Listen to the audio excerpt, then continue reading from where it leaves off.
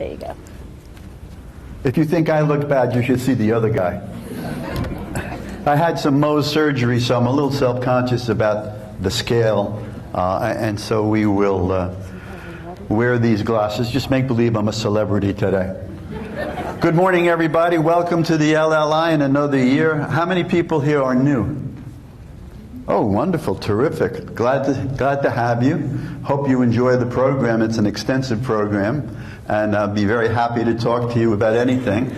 But my purpose today is to give you an overview of what my role will be for the year. Last year when we met with Linda, she gave me very little direction. She leaves me with a lot of latitude, but she said one of the things, some of the feedback she had gotten indicated that people, for some reason, wanted to hear more from me and less time on the movies. I don't know why, but that's okay. So we're going to rebalance it. Instead of having a lot of movies, we only have a few, and we're going to have a 6-part lecture series. The lecture series will deal with an overview of American history. And you say, well, why are you doing that? Well, when Linda said you can do anything you want to do, I said, what do I want to do? I want to escape. I want to get out of the present. I want to leave American politics behind. I am so tired of the anger and the frustration and the finger pointing. And I said, but I don't have enough money to go anywhere. But being a historian, it's not where you go, but when you go. So I decided, to hell, I'm going to leave here. I'm going to go back to the 17th century and even into the 18th century. Unfortunately, what I found is there's not that much difference. The seeds of the present are always there. As somebody said, the present always reflects the great weight of the past. And that's true. But I'll try to point those out anyway. And so the lecture series is entitled From These Beginnings, and I'll take you through each of the lectures and outline in the beginning. The movie program, since there were only 3, many of you know that I've often said I'm not a film studies person. I've always treated movies as artifacts, reflecting a particular time and the culture, and values, and attitudes. But since I only had 3 this year, and since many of you have far better skills in cinematic analysis, I thought maybe we would try to do that a little bit more and pay more attention to the construction of the films, all of the elements that go into good making. And one of the ways to do that is to look at a particular type of film. So I decided to do the genre. Genres of films we'll talk about in a minute. I have 3. One selection from science fiction and adventure, one from suspense and mystery, and one from romantic comedy. Should be fun. Now, can you guess which films I'm going to show you? Oh, you don't have to, I'll tell you. From These Beginnings, an overview of America's history from the colonial era to the present. First topic, the English settlement of North America in the 16th and 17th centuries. Who were these people? Why did they come? Where did they go? What did they put up with? How did they do it? Before I get into any of the details, I think the thing that struck me the most about this is that from the very beginning of our history, America has been a beacon for people looking for a better life, willing to endure great sacrifice, great danger, to make their way to a country which offers them opportunity. Most of the people that when I learned this, I was really shocked. In the 17th century, almost 85% of all the people who came to the English colonies in North America were slaves or indentured servants, or people who had been kicked out of the prisons so that the prisons could be emptied, or paupers who they were tired of helping. And so this image we have of our colonial forefathers landing on Plymouth Rock, all dressed in their black and white, very proud, very proper, just not the way it was. And so that's the first thing that strikes me. They were displaced people. They were the people without any real power. They were the downtrodden. They were the unwelcome in Britain. And this, of course, becomes a pattern in American life. From Britain to Ireland, from Ireland to Southern Europe, Mediterranean, and now from Latin and Central America. Those are the people who seem to make their way to the United States in the hope of finding a better life for themselves and their family, and they run great risks to get here. Not just now, but then. Those influence, and so those are some of the reasons why people came. We like to say, well, they came for religious freedom, but that's not really what they were here for. They were here primarily because they were dumped on these shores. What did they endure? Can you imagine taking a voyage across the Atlantic in the 1600s in a ship no bigger, half the size of this room or less? The voyage would take somewhere between, depending on the wind and the tide, 3 months, 3 weeks rather, or 3 months. And if it took that long, the food would spoil, the water would go rancid, and you would be tossed and turned like a little popcorn in a pop-up. It was a perilous trip. About 20% didn't make it. They sunk. They vanished at sea. There are some horror stories of ships that were held up by the wind and the tide. They ran out of food, they ran out of water, people were dying, and so the people on the ship ate the people who were dead. Cannibalism to survive. That's not normally the picture we have of the transatlantic voyage, but it was. When they got here, what did they find? Well, they found starvation. They found tough times.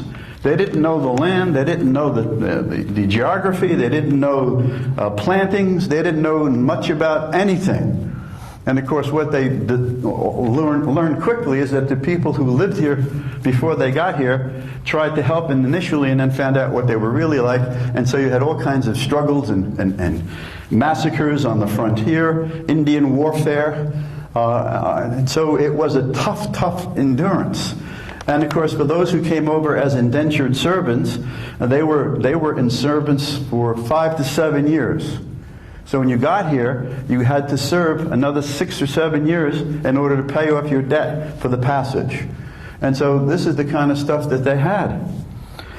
What did they bring with them? Well, the interesting thing is that when people come, so does culture. Culture is embedded in the people who come. And the people that they came here brought the culture of England in the 16th and 17th century. England, like most of Europe, was going through a major changes. And we'll talk a little bit about that in much more detail when we get into that. First of all, they brought their language, English. And as you know, of course, although English is not officially the language of America, most people say to the goddamn immigrants, why don't you learn how to speak English? As if somehow that becomes a badge of your authenticity. So they brought English as their language, and of course that was important because it helped to unite the colonies and the colonists because they did speak the same language. They also brought with them a very self-conscious Protestant Christianity.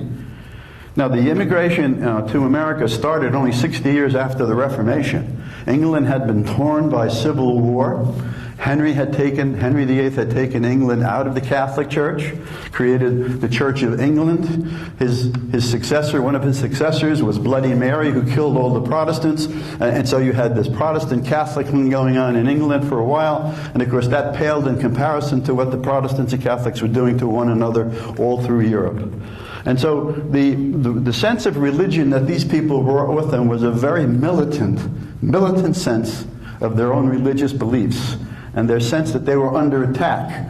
And so they had to deal with things that most of us take for granted.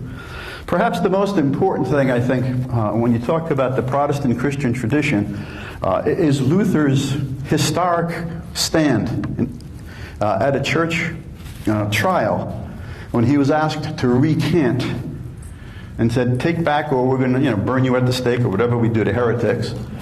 Luther uttered these words, I cannot go against my conscience. Here I stand. May God help me.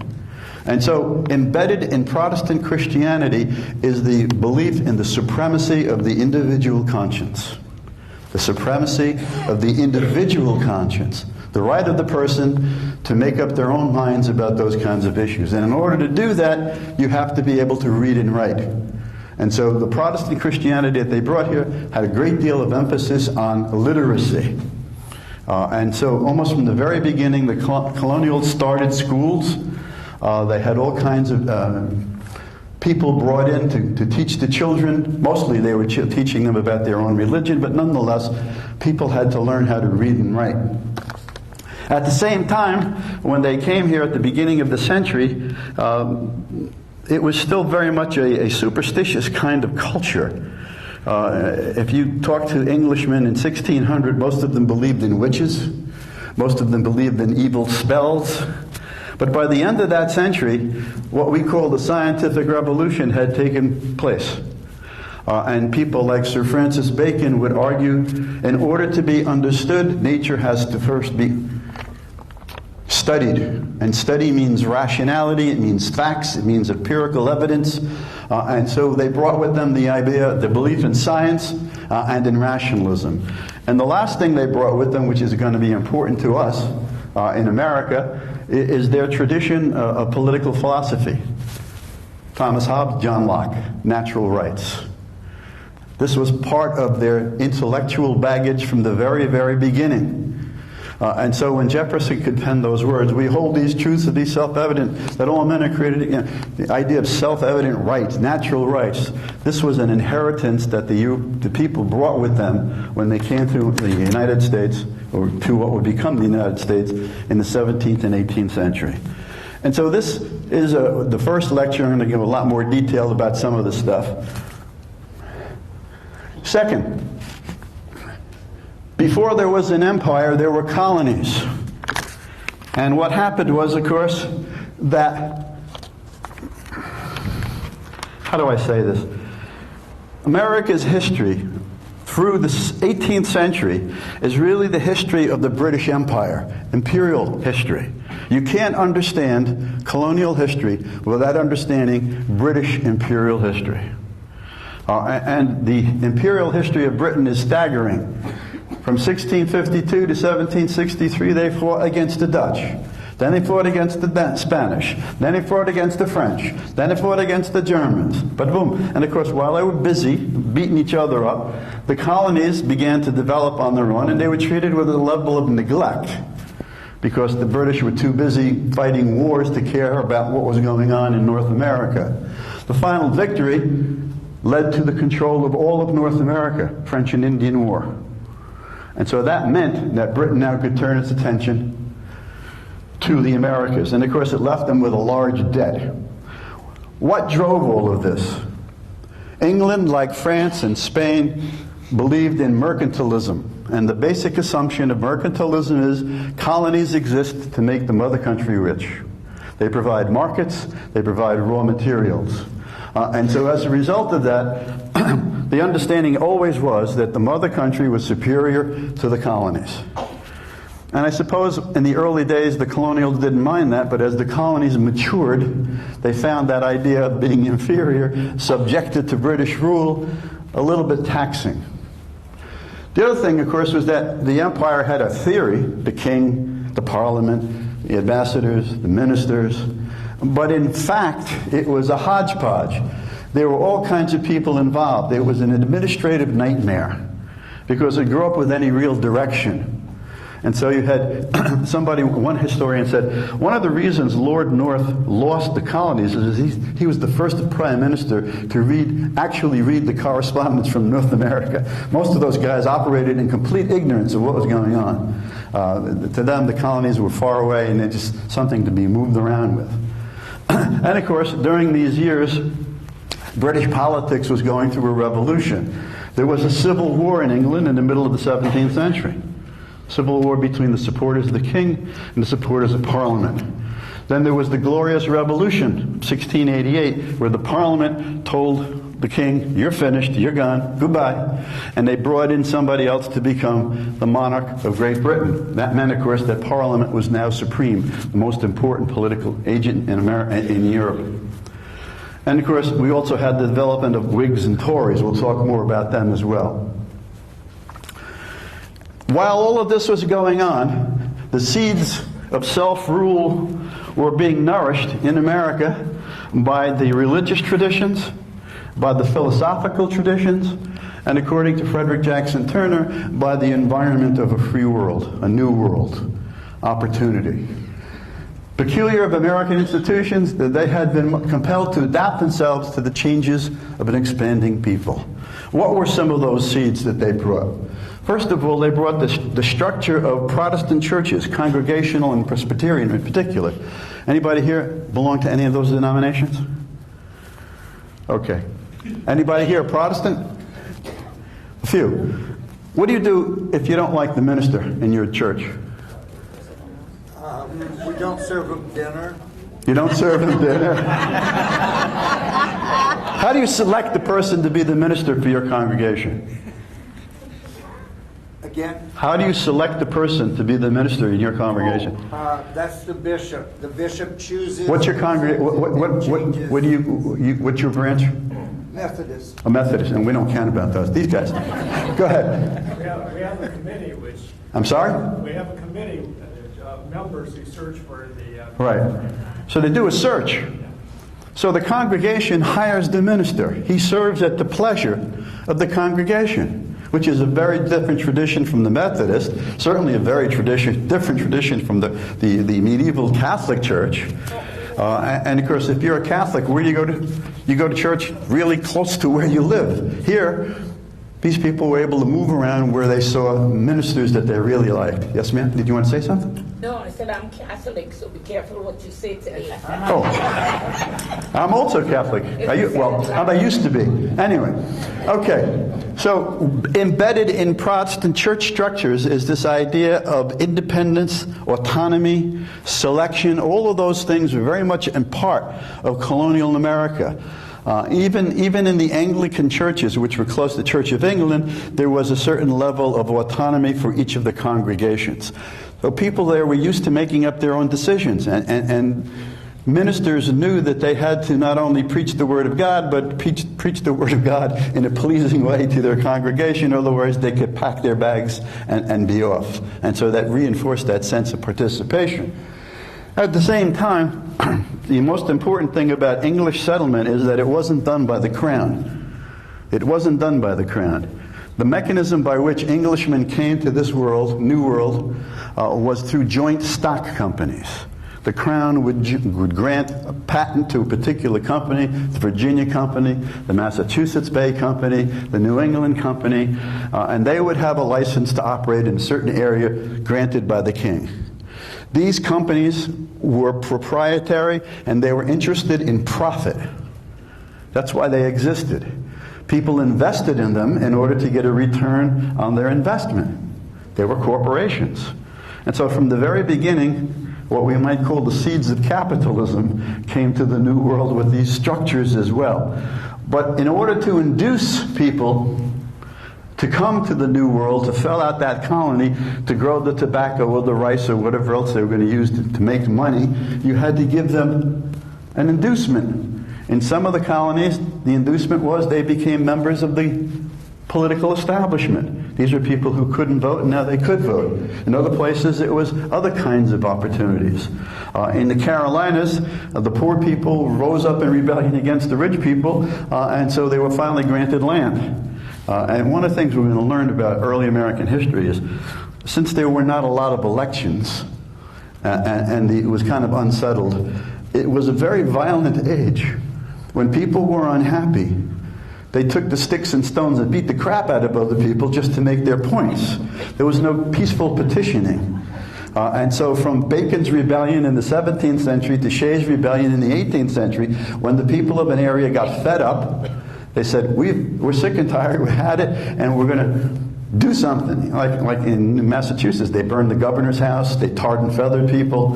This is the way people protested in the 18th century. Certainly not as civilized as we are. Out of the seeds of this come the earliest colonial representative assemblies. Those of you who've been to Virginia know the House of Burgesses has been in business for a long time, since 1619. General Court in Massachusetts, 1630. The Fundamental Orders of Connecticut in 1639. In each of those assemblies, the issues of budget were the province of these assemblies. This was a kind of embedded notion among Englishmen. No taxation without representation. Very important. These people had the ability to raise taxes, fix the budget, and in some cases even pay the salary of the governor. So that put the governor in a decidedly difficult position. He had to serve on one hand the colonials, and he had to listen to what the king had to say. And then, of course, you had the growth of the towns, the boroughs, and the counties. The oldest incorporated town in America goes back to 1607. Do you remember when we were celebrating the centennial, the bicentennial of America? How many of you people come from New York or Connecticut? You all came from towns that were incorporated before there was an America, before there was an American Revolution. And so those traditions of local self-government, very, very powerful long before there was a revolution. They took care of the local affairs. They took care of the roads, the bridges, the schools, responsible for poor relief. And so early on, people in North America, British North America, were very much accustomed to making these kinds of decisions for themselves. And you can imagine when that crunch comes, they're not going to be very happy. 1763, the Treaty of Paris ends the French and Indian War, and the British government makes a fateful decision. They beat the French, and so they had their choice. They could take the French West India Islands, very profitable, sugar-growing islands, or they could take the frozen wastes of Canada. In England, there were already people who had, in British West Indies, vested interest in keeping a monopoly. And so they didn't want them to keep the French West Indies, and so they turned their back on the French West Indies and made the decision to take Canada, which was a major, major decision, because what it did is it freed all of those colonials from being concerned about the menace of the Catholics out west. Then, of course, you know, you had the needs of the English. Then they had to pass bills. They passed the Stamp Act, and they were surprised by the fact that it was denounced. Why are you taxing us? We don't have any representation in Parliament. And so you had this ongoing discussion about rights and responsibilities. Then you have non-importation, and you have the boycotts and the olive branch, and finally, the colonials begin to arm themselves in the prospect of conflict, and in Massachusetts, Lexington and Concord, shots are fired, and the war begins, the beginning of the War for Independence. So the road for revolution, we'll talk a great deal more about that. When we get to the War for Independence, I want to stress the fact that it has many sides to it. And to me, the most interesting one was that it was a civil war. Probably a third or more of the people living here, British colonials, did not support the revolution, did not support independence. Very often they did not support it by their silence, but sometimes they did not support it by joining regiments fighting alongside the British troops against their neighbors, against their friends. And you can imagine the kind of feeling of hostility that generated. And the treatment of Tories in America is a black chapter in American history. There were places where their prisons were established in the cellars of the churches, and that's where people who were considered to be Tories were thrown on bread and water without any rights, without any compensation, without any kind of representation for 2 or 3 years. The treatment of Tories was significant breakdown in any sense of fairness. When the war was over, about 60,000 former colonials left. They sailed away because they could not face the prospect. And this is a heartbreaking decision. Now, you are someone whose family has been in the Americas since the beginning of the 17th century. 2 or 3 generations. You have a home, you have a farm. Now you have to make a choice. Am I going to support the drive for independence, or am I going to remain loyal to the king and the crown? What am I going to do? How do you turn your back on the tradition, your sense of obligation? It was a very, very difficult human tragedy, and I don't think we spend much time talking about it. We talk about the fife and the drum and the spirit of '76, but the people who had reservations about this, and of course you ought to have reservations about it because you're taking on the largest navy and the most powerful army in the world. The prospects for winning this war are very, very slim. Nonetheless, That's part of the story. When we talk about the battles themselves, I really want to focus a lot on George Washington. He wasn't the best general in the world. In fact, he probably lost more battles than he won. What he was great at was keeping that army together. In spite of the supply lines drying up, in spite of no pay, in spite of discouragement, in spite of weather, he kept that army going. Sometimes it looked like an encampment of skeletons, but he kept them going by strength of character, by the force of his own character. And of course, in battle, according to the testimony we hear, he was an indomitable figure riding in the front, oblivious to the firing around him, never got a scratch. But there he was, riding that horse, leading his troops into battle. But more importantly, he kept the army going. Because, in a sense, somebody said, this war for England was like our war in Vietnam, dealing with an internal revolution. And what we have to do is to crush the support for those people who are leading the war against British authority. But thanks to Washington's character, thanks to the strength of his leadership, the army held itself together. Perhaps the most famous thing happened almost at the end of the war, when the officers had not received their pay. And they were really pissed. They were really upset. And the encampment of the Continental Army was in Newburgh, New York, which is not far from where I live. And there was talk of mutiny. There was talk of arguing, getting the troops to march on the Congress, to seize power, and to make Washington the new king of America. He caught wind of this, and he went into a meeting with all of his officers there. And what he did was, in a sense, remind them that their commitment was to the freedom of America, to the rights of Americans, and he wanted no part of this. In fact, there was a little drama there where he took out his spectacles and he said, "You have to excuse me, I've given my life and my eyes in the service of my country." He made them feel ashamed for even thinking about taking up arms against their own government. And so when you talk about the battles, it's not really whether he won or lost them, but he kept that army together and kept the pressure on the English. Of course, there were Indian allies on both sides. And the war on the frontier was a bloody, bloody conflict. Terrible massacres on both sides, mistreatment on both sides. And of course, the one thing we often forget about the war for independence is we wouldn't be independent if it hadn't been for people outside of America helping us, particularly the French. So when you get pissed off at Canada or the other French people, remember that.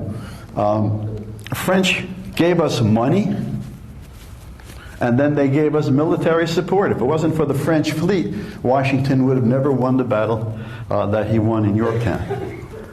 And the man who was really crucial here is Benjamin Franklin. Franklin was adored in France.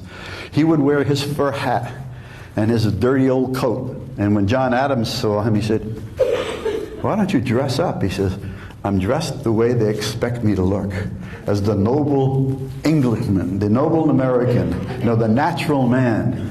And so he charmed the French, especially the ladies, many of them, and they charmed him right back.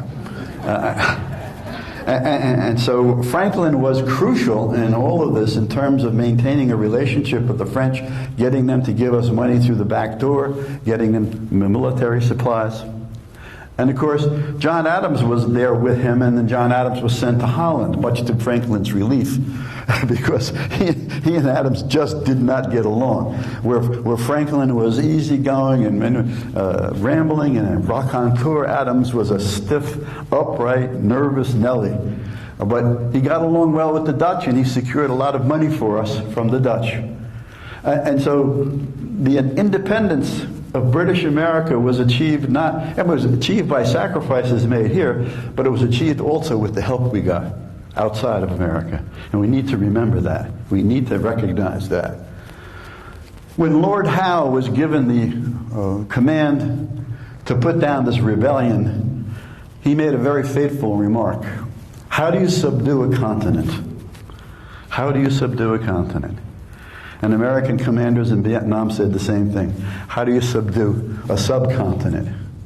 As long as the guerrilla forces are keeping fighting, the war will go on, and we're never going to be able to win a clear victory.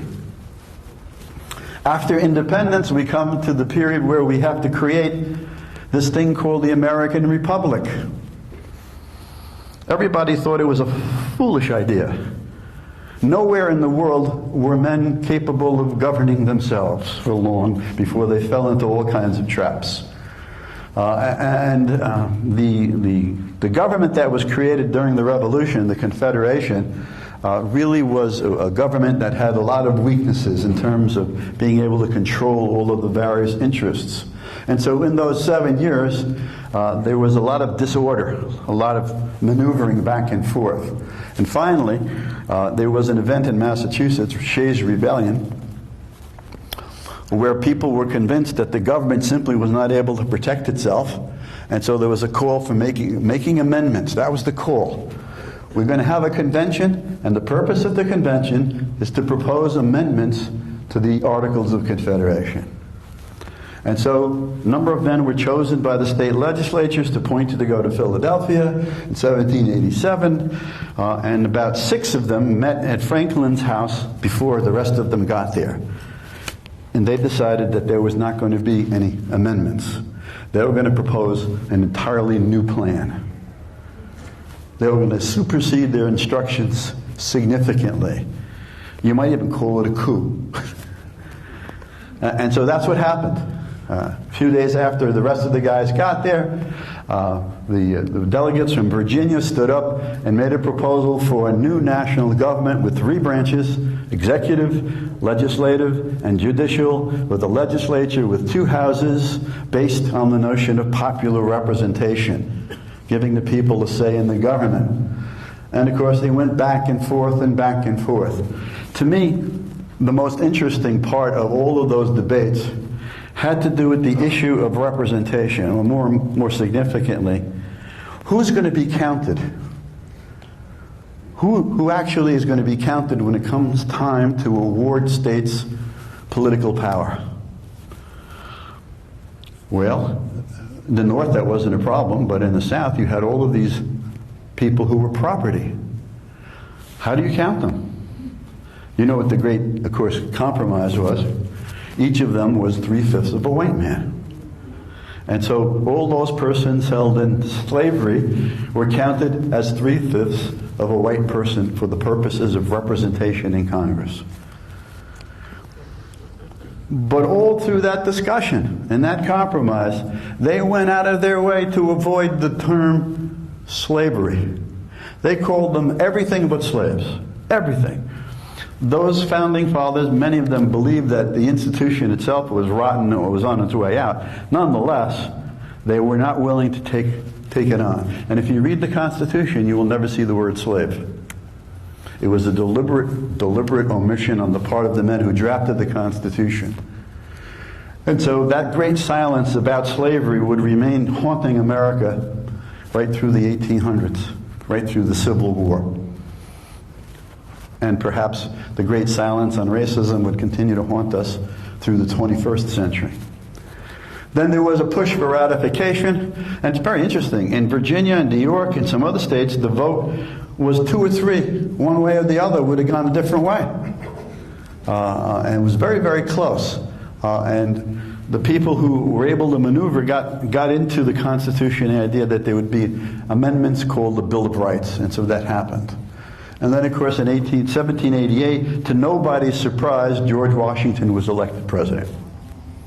As Franklin said, he's always going to be president because he's the tallest man in the room. And that's true. He was the tallest man in the room. And so he was the head of the Continental Congress and all this other stuff. Then we get to the fun part. Parties and politics, testing the limits of self-rule. During the early years of America's independence, Europe was at war. England and France fighting a contest for supremacy. Depends where you stood on that. If you stood with France, you were a Jeffersonian, Republican, Democrat, anarchist, Antichrist. If you stood with the English, you were a Federalist, a Royalist, somebody who wanted to bring the monarchy back. And so what I'm giving you are some of the terms that were used by these guys to describe one another. This was the most intensely partisan decade in American political history to date. They make us look like pikers. In one of the debates, Senator Matthew Lyons stood up in the Senate, walked over to his opponent, spit right in his face. That's what I think of you. In the House of Representatives, there were on many occasions wrestling matches outside of the hall of the Congress. It was a highly charged environment because they felt that they were fighting for the soul, the future. And so the party system really added a tremendous dimension of, what do I want to say, excitement, participation. Although many of us probably don't like parties, we have to recognize that parties serve a very important purpose in a government. They organize and they channel opposition. And when you lose an election, you don't revolt because you know that next year you'll have a chance to take it back.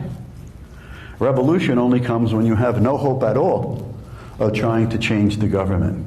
And so the parties play a very important role in this. And then, of course, we have what we call the Revolution of 1800, when Jefferson wins the presidency. And it's a whole labored story that we'll talk about. But the most significant thing from America's history is this is the peaceful transfer of power. It's something about us that we take for granted. We say, okay, we're going to have this contest, and they're going to run against one another, and we're going to have these two candidates for president, and all this excitement, and it's over, and somebody wins and somebody loses. And sometimes the guy who won was on the outside, and the guy won. And when all the smoke clears, most of us accept that as the legitimate prospect, legitimate result of our election process. There are very few places in the world where this happens, where there's such a dramatic contest for power, and when one side wins, the other side willingly walks away and says, all right, we'll get you next time. Most of the time they go out and grab their guns and attack the palace or whatever else it might be. So this is an amazing part of our politics. We need to remember that. We need to remember the peaceful transfer of power is embedded in our government. Okay, that's the end of the history lesson. You're going to get a lot more detail on each of those lectures. Now let's talk a little bit about this program I call the Gems of Genre. Genre refers to films that are united by certain kinds of characteristics, patterns, motifs. Genres have a characteristic setting or a period of time. If you know that you see cactus and horses, you know you're watching a Western, right? If you see black sedans and machine guns, you know you're watching a gangster's movie, right? The recurring use of stock characters, the good guys, the bad guys, and of course, as a kid, I grew up watching these old Westerns. I always could immediately tell who the good guys and bad guys are by the color of their hat. Bad guys wore black hats, and the good guys wore white hats. Specific props. You can think of any number of specific props that are associated. The guns, the Westerns, the machine guns.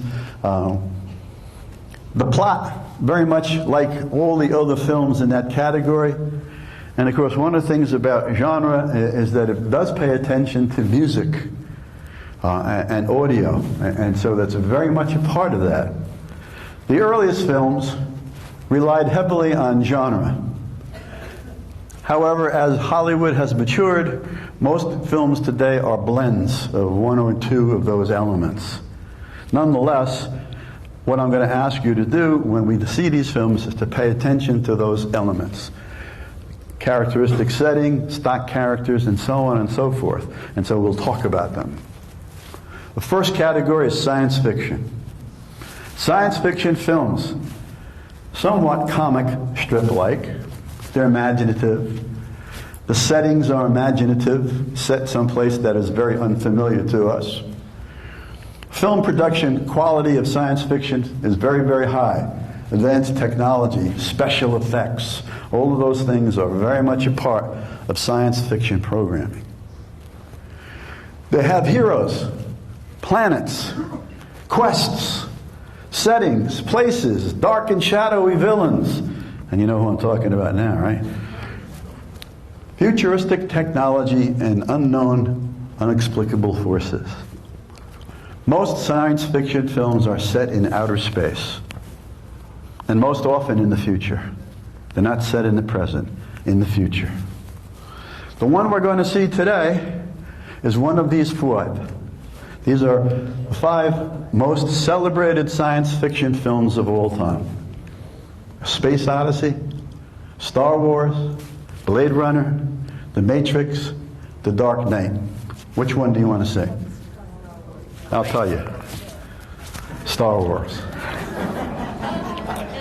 May the Force be with you. From the opening, the credits roll, and John Williams' score fills the music hall with the triumphant march of, and you think about music in this film. Dun, dun, dun, da, da, da. Who's coming? The bad guy. Dun, dun, dun, dun, da, da. What's his name? Darth Vader, and he's dressed in black robes. So, it's an interesting kind of a movie. I think it's one of the very best of the science fiction movies ever made. And of course, the director, why can't I remember his name? I went blank. Huh? George Lucas. He said, I have a confession to make, and I'll give to all of you. I made this film for 12-year-olds. So when you come to see this movie, bring your 12-year-old persona with you and enjoy it that way. An innocence, a kind of an abandon. There are no questions about who's good, who's right, who's bad, who's wrong, who should win and who shouldn't. But it's an adventure story, and it's told brilliantly, and so we should have a lot of fun with it. Second film is mystery or suspense, anticipation, expectation, uncertainty, anxiety, tension, all that stuff. Centers around a mystery and the efforts of the detective to unravel the elements of that mystery. Who's going to do it? Clues, circumstances, witnesses. We got to find out what the truth is. And we may not find out what the truth is until the very last frame. These are American Film Institute's recommendations for the best Rear Window. Remember that one? Yeah. Vertigo. Jaws. The Silence of the Lambs. I would show you that one, but I'd scare the crap out of everybody. We're going to do Vertigo. We're going to do Vertigo because I like James Stewart, I like Kim Novak, and above all, I like Alfred Hitchcock as a director. And so we will take a look at that misdirection, suspense, plots to kill a wife, framing the detective, and then he breaks his way through the fog to find out the truth as we find out the truth. Yes, ma'am? Why did you include Jaws as a mystery? I didn't. You know what you did. I mean, the shark did it. The shark did it. I know, but you remember when you see that movie, the movie is almost 2/3 of the way over before you see the shark. The shark is hidden from us. All you hear is the music. Dun, dun, dun, dun, dun, dun, dun, dun, dun. And the shark makes his appearance about 2/3 of the way through. But that's not mine. This is the American Film Institute's list. I didn't pick these. So we're going to do Vertigo, which is a classic movie. It's beautifully made, lustrous color, cinematography, scenes of San Francisco, the alluring Kim Novak, who quit. She became so disgusted with the Hollywood scene that she walked away from her career. She said, I can't take it anymore.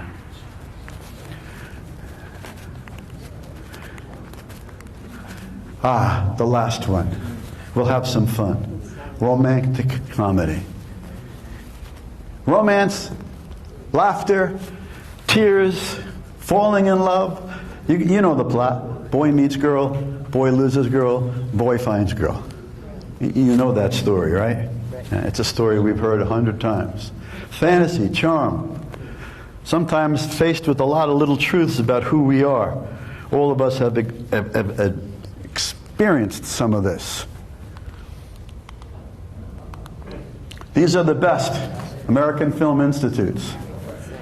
Casablanca. I would show Casablanca, but we've seen it so many times. And it's a wonderful, wonderful film. A Brief Encounter, I haven't seen it in a long time, Roman Holiday, Annie Hall, but I picked the most recent one, Harry and Sally. The only reason I picked it is so we could go back to that scene where she fakes her orgasm.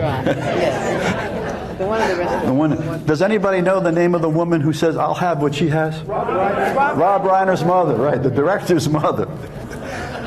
So it's just, and of course it answers the question, can men and women be friends without sex? Yes.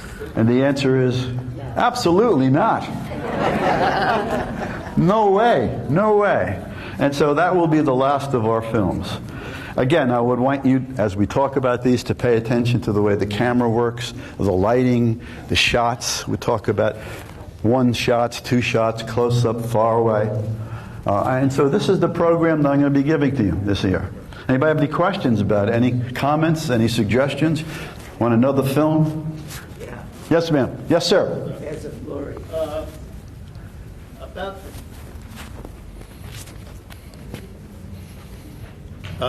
About like the Constitution, people saying that it's political so dysfunctional that it won't be, amendments aren't going to do it. We should just go back and just have a constitutional convention and just start from scratch. Now, what do you think of that idea? We never. That's the most horrific idea I've ever heard. Nobody would. We never get it done. My son-in-law is from Nepal. And they had a revolution where they overthrew the king, and then the communists took over, they threw them out, and they had elections, and they set about to write a constitution for that country. 4, 5 years later, they were still writing the Constitution. And he came to me one day and he said, "Papa, how did you guys do it?" I said, "You do it like this. You take a bunch of guys in the heat of the summer, wearing long clothes, you lock all the doors, you nail the windows shut, and you keep them there until they finish." And that's exactly what the Constitutional Convention was. These guys locked in a room until they finally came up with something that they would bring out. You can't have open debate. It's a ball of wax that you don't want to unwind. Every year you say you're going to do Paths of Glory. Every year I say I'm going to do Paths of Glory. Right. No, I didn't. Yes, you did. Tell me that. I say it every 2 year. years in a row. I never heard you say it. I never. You said it to me. Oh, okay. I forgot. Yeah. Next time. When we do war films, we'll do that one. All right? Sorry. It's a great movie. You guys know what I'm talking about? Paths of Glory with, what's his name? Kirk Douglas. Stanley Kubrick's second film. Okay. Well, I'll let you do the introduction when we do it. All right? Anybody else have any questions or comments? Yes, sir. I have a question. I came here wondering about Thomas Jefferson and the Continental Congress. Now I'm looking at Vertigo. What is the connection here? What are we doing here? Well, I'm talking about 2 things. One, these are the films you're going to see. Yes. And the Constitutional Convention is part of the lectures I'm going to give. Oh, okay. All right. All right. Although Thomas Jefferson did have vertigo.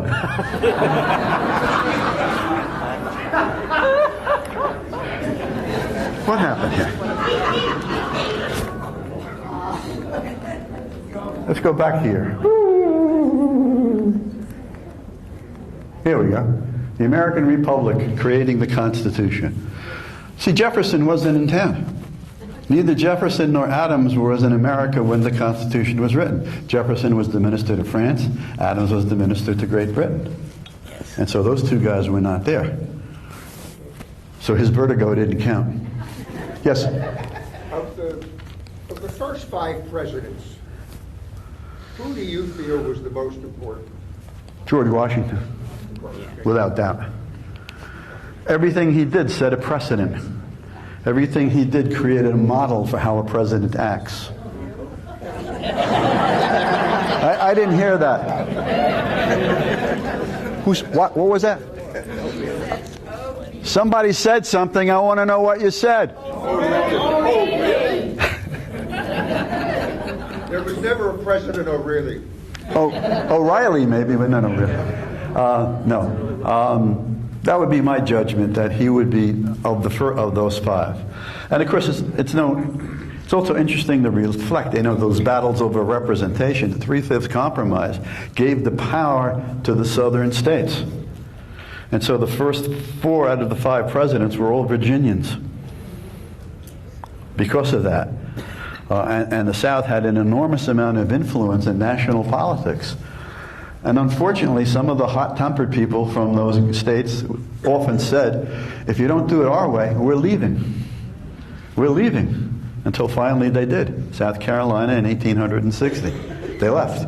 And the result was civil war and 600,000 Americans dead. Do you think if they had dealt with slavery at the time of the Constitution, it would have worked? I mean, do you think we could have avoided the Civil War if we had dealt with it in some respect, like fleeing or giving so many years to free slaves? Like indentured servants, Well, we know that the revolutionary zeitgeist spread north, and as a result of the revolution, slavery was abolished in many of those states, New York, Pennsylvania, New Jersey, Connecticut. But it was easy because there were very few slaves there. But in South Carolina and in Georgia, where 40% of the population were slaves. But that wasn't the problem. That wasn't the entire problem. Part of the entire problem was that those slaves were Africans. They were subhuman. They were, I'm giving you the old ongoing attitude. They were brutes. They were ineducable. But they counted them. It counted as a 3/5, my point is that it was really, when you talk about slavery, you have to talk about racism in America. And for people living in those states with those attitudes, and those attitudes were not confined to the Carolinas, those attitudes spread throughout the entire United States, that was a problem. I guess Ulysses Grant at the beginning of the war said, the people who seceded are the greatest abolitionists in American history. Only because of the war was slavery abolished.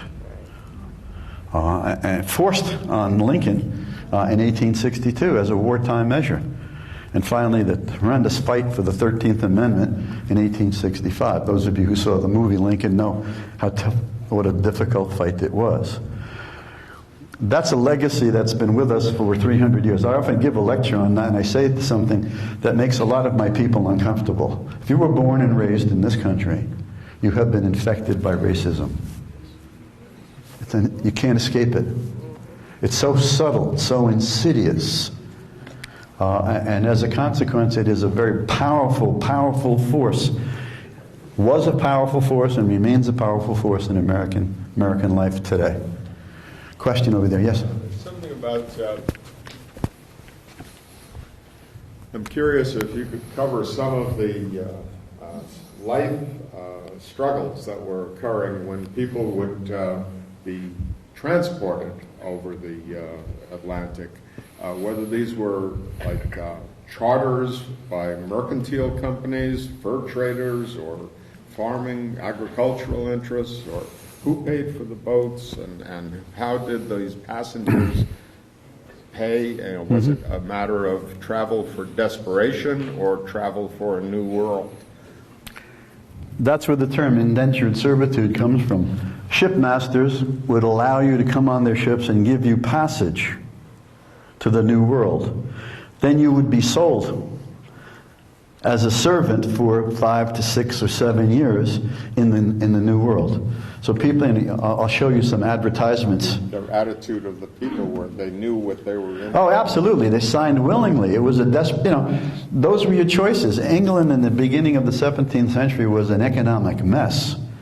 And the enclosure movement had disrupted all of life in England, driving the peasants into the cities. The enclosure movement was when the nobles decided to close off the common lands and drove all the people who were living there out. And so anybody familiar with the artist Hogarth? You see some of his images of London in the 16th century. What a mess. And so this is where these folks lived. They were anxious to get out. And of course they were at the bottom of the economic barrel. So they sold themselves in return for passage.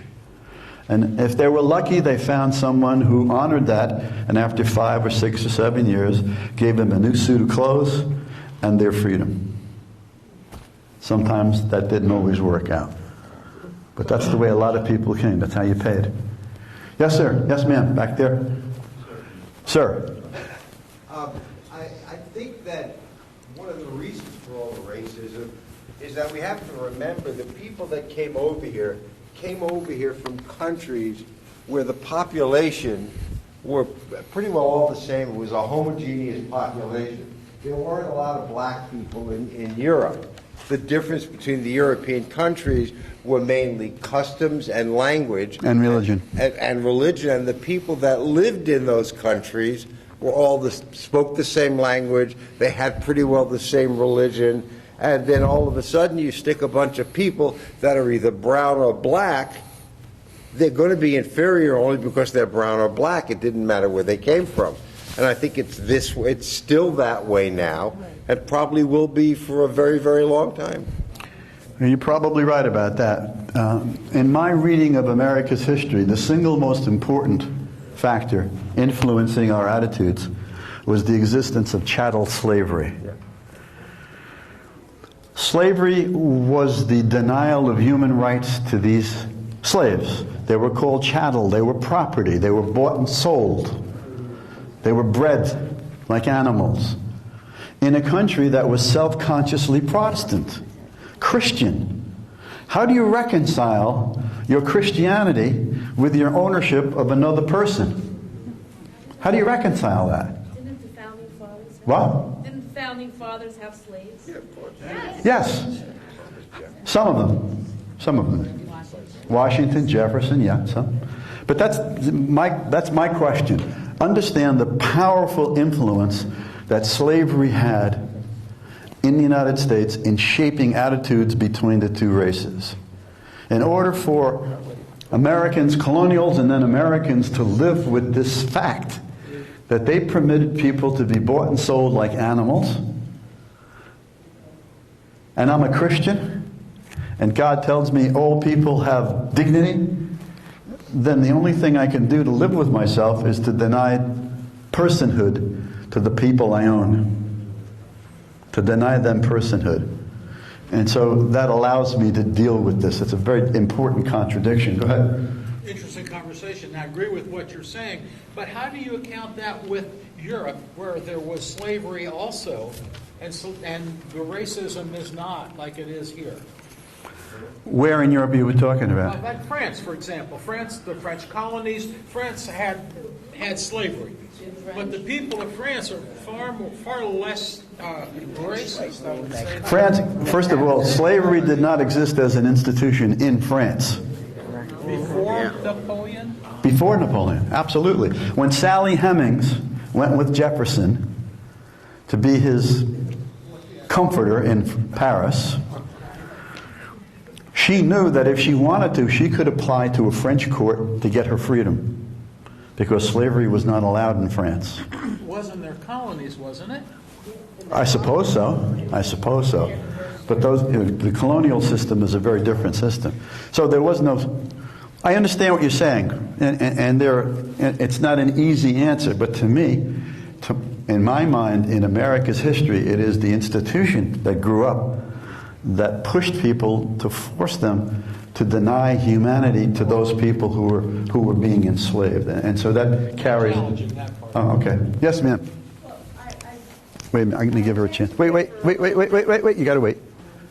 I differ a little bit because the colonial system was very brutal, and Europe has certainly not been successful in integrating its immigrants from its colonies. I think we've done a better job because of our cultural diversity. But I also want to mention that I think beyond slavery, people here and maybe the generations before us, we grew up in an educational system that touted the superiority of Western Europe, ignoring the fact that in Asia, the Middle East, there were vast superior, scientifically advanced civilizations, while Europe was still like remote backwaters. The Chinese, the Persians, the Muslims in northern Africa. But when you go to elementary school, or our generation did, and I don't know what the kids are learning now, Same thing. we didn't learn about that. It was totally Western-oriented, the Industrial Revolution, and how superior Europe was in advancing technology, and we totally ignored these other civilizations. And I think to an extent that helps internalize this racism, not just directed towards black slaves, but towards Asians and Middle Easterners, Iranians, wherever, because of that, when they were so much more advanced than Europe was. In some ways, yeah. In some ways. Yeah, when our ancestors were still swinging from the trees, the Persians were doing brain surgery. Right. And they invented mathematics. Hey, I'm glad you spoke, because you reminded me of another point. But the first point I wanted to make is that our indigenous people, called Native Americans, they welcomed the blacks. There are black Seminoles. There are books on them. They did not look down on them. They were not racist. In addition, when I taught American history, I did what I wanted to sometimes. She taught it her way. Yeah, I didn't start with the English. The truth is, in Newfoundland, Canada, the Vikings definitely were here. You can go see the rooms. It's been proven, okay? Then the first settlement in continental United States is St. Augustine. Why the Spanish left out? They welcomed the blacks. The blacks built Fort Mose right next to St. Augustine. And when the English got Florida and the Spanish were forced to go to Cuba, they took their black Spanish people there. Now, the runaway slaves who became Spanish had to become Catholics, swear loyalty to the king, and be part of the militia if they were called up. They did have some requirements, but they had a good culture, and people are studying Fort Mose because they did archaeology on it. So we're doing a very Eurocentric, English-centric study. But please be aware, St. Augustine's the oldest European country settlement in North America, and don't think the Spanish were so nice all the time, because the French Huguenots settled in northern Florida, and the Spanish wiped them out because they were Protestants. So the religious wars came here too. Absolutely. You going to do the next lecture for me? I wouldn't mind one day. The Huguenots wound up in where I lived, in New Paltz. I went to New Paltz. That's where they said. Actually, my question is, in your studies and your previous experience, was there an I presume there was, at least to some degree, but was there a significant argument in England to treat the colonies differently and give them representation? I assume that existed, but I'm curious as to how prevalent or how things might have turned in a different direction. I'll talk about that more in length when I talk about the Whigs and the Tories, but there were significant voices in Parliament urging moderation in the treatment of the colonists, paying more attention to their grievances about taxation. Unfortunately, the King George, was the first king of his line to speak English. The other two were German-speaking, so they left English politics in the hands of the English politicians. He wound up intervening many times in the internal affairs of England, and so that's why you had that division. But there certainly were people, Wilkes, John Barry, and others, who said, hey, let's give them some slack. Now, they weren't talking about giving them independence, but they were saying recognize the validity of their complaints. And as you know, it was only 50 years later that they created the English Commonwealth, where they created an association of self-governing nations tied together by trade and commerce. 50 years later, that's all. I think so. I'll have to double check.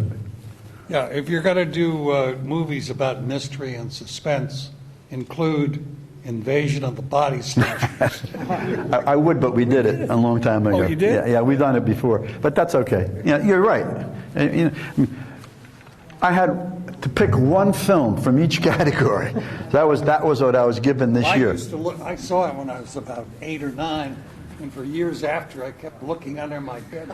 Seed pods. Oh, yeah. Keep looking. Are you talking about Seed Pods? Seed pods. Oh, you're talking about the new remake. No, the original. Oh, the original. I don't remember Seed Pods in the original. Anyway. Okay, anybody else want to add anything before I give you time to have lunch? All right, so you know what to expect. I hope you come. I hope you enjoy it, even though it's Eurocentered. Be well, have a good day, and I'll see you in a couple of weeks.